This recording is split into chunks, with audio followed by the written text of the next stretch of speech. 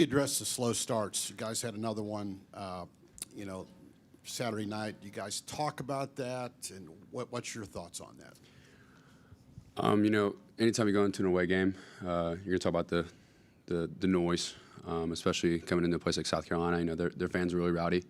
I think that there are definitely some things in terms of communication when it comes to snap count that kind of played into the mistakes that we had. The fumble that we had in that snap that turned into a turnover. That was huge. We kept shooting ourselves in the foot and kept making mistakes that we can't make moving forward here. But it's definitely something we talk about. It's definitely something that we're really addressing, and we've been addressing. We if we want to be a successful team, that's something that we really got to eliminate is the slow starts. So we'll go second row on the right to Olin, and then David. Hi, Max. Do you have how confident are you that everybody is still fully invested in this season? When you have some disappointment, sometimes guys kind of check out. How confident are you that, or could that be an issue here? What's your thoughts on that? I'm very confident that this team hasn't checked out. I think that as frustrating as the start of the season's been, there's still a lot of ball left to play. There's still a lot of great things that can happen in the rest of the season that can still help us finish out this year really strong. I think that anytime that you have a fairly young team and you face some disappointment early, there's definitely a lot of that mindset that kind of starts to creep in. But I think that's where some of the older guys, it's important for us to kind of take these young guys under our shoulders and be like, hey, you know what? This is when you find out he's going to be in the foxhole with you. It's going to happen eventually. You're going to have frustration. You're going to have difficult times in a season. It's important to us to really lean on each other and rally into each other rather than to turn it into like an individual thing. I think it's important for us to remember that that stuff's in the past. You can't change how it's been, but you can change how it's going to be in the future. So we'll stay on the second row to David. Being here for a long time, do you worry about the future of the program based on how this season is going and being here and seeing the way college football has changed? I don't worry about the future of the program at all. I think Coach Fisher definitely is bringing in some things that are really going to help this team out in the future. And I think that for how many young guys we have playing and how many guys who've been forced into positions, with injuries that we've had, I'm really proud of a lot of the guys that have played. Although we haven't gotten the outcome that we've wanted, we've faced a lot of adversity with injuries, and we've had a lot of guys who've really stepped up to play in positions that they weren't necessarily fully put into at the beginning of the year to be in. We've had a lot of things not go our way, but we've had a lot of guys who've really stepped up and have really given it their all, going out there every single day. So, as frustrating as it has been, I definitely love this team, love this program, love this university, love everything about it that's going on. We'll go front row on the right to Travis. Regardless of how a season goes, is this a point in a season where you kind of hear rumblings from corners of the locker room of guys who might be interested in looking at the transfer portal, whether it's playing time or whatever reason they might have? The transfer portal stuff's kind of always like on the back burner. I think especially for me, I try and never talk about that stuff, and a lot of guys on the team don't really talk about that either. That's something that's becoming more prevalent nowadays in college football, is the ability for anyone to just go somewhere else and play somewhere else. But the formula to win is here, and we know that. Especially whenever we go back and we look at games and we watch film and stuff like that, we know that we have it in us. There's just things that we got to do better, and I think that's why some people may think that that's starting to creep in, but I don't think it is. I think we got a lot of good things coming. And on a completely different note, what did it mean for you to score that touchdown, and did you know you got across the whole time? It's kind of funny going into that game. I talked to my parents and my family about it, just being like, oh, hey, maybe there's something good about South Carolina. But it was really fun, and I think that kind of getting back into the swing of things, really feeling a lot more healthy and stuff like that. I gotten into a lighter knee brace. Not wearing the big clunky one that kind of lets me run a little bit better. So it was awesome. It was super fun, and although we didn't get the outcome that we wanted, it was a good feeling.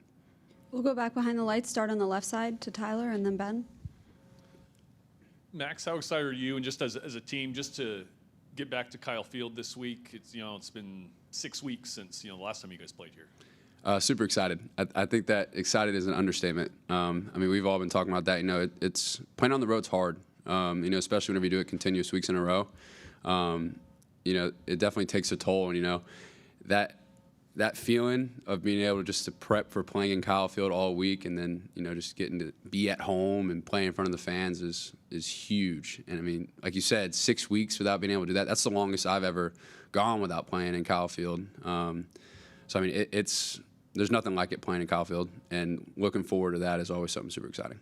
And then being at home, do you feel like that's kind of something that could give you guys kind of a spark and a jump start towards the rest of the season? Absolutely. I think that getting some chances to play in front of our fans and have the home field advantage, that there's no other home field advantage like Kyle Field, and being able to have that going forward I think is huge. Being able to finish out the season strong doing that would be huge. We'll stay back behind the lights to the right side to Ben. Max, once y'all put aside that slow start, making it a field goal game going into the half, having that big 90-yard drive, what did you feel like in that little pocket, kind of late first quarter, second quarter, y'all were doing well offensively to at least move the ball somewhat consistently and have a big scoring drive? I think that we finally found our rhythm. We really just made self-inflicted wounds type stuff early in that game. I mean, if you take away the turnovers that we had early in the game, and then you replace it with us actually at least just putting drives together, not giving them the football, our defense was performing phenomenally. We put ourselves in a much better position. But on that drive, we really forced the run game. We made them respect it. I think that anytime that you can make a team put more guys in the box than necessarily once, you get a lot more one-on-one matchups on the outside. Our wideouts were running great routes. I think that we just executed the game plan. We went out there and that drive got in a good flow, got in a good rhythm. Guys were communicating up front and figuring things out. And that drive was what we were hoping every single drive was going to be like. We'll go front row on the left to Zach. Max, how did you feel that Haynes was playing Saturday after kind of bouncing back from those early hiccups? And then, of course, when Connor came in, how did you feel like he handled things?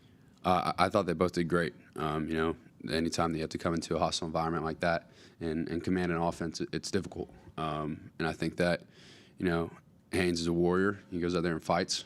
He's out there giving it his all every single play, and I respect him a lot for that.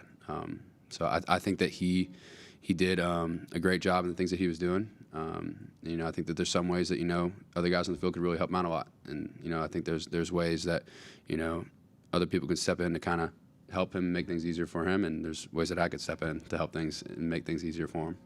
So. How did you feel about Connor's performance overall? I think he stepped in and did great. Anytime someone has to come in late into a game like that and try and step in, in a really high-pressure situation, it's tough. And I thought he came in and did well. He came in, he read his keys, did things smart, he handled the ball well. I think that, the kid's super smart. He's got a great future, and I think that he did really well. See, we'll go to the second row on the left to Cease. So before the season, Coach Fisher talked about talking to the team about that 4-game stretch away from Kyle Field and how tough it would be.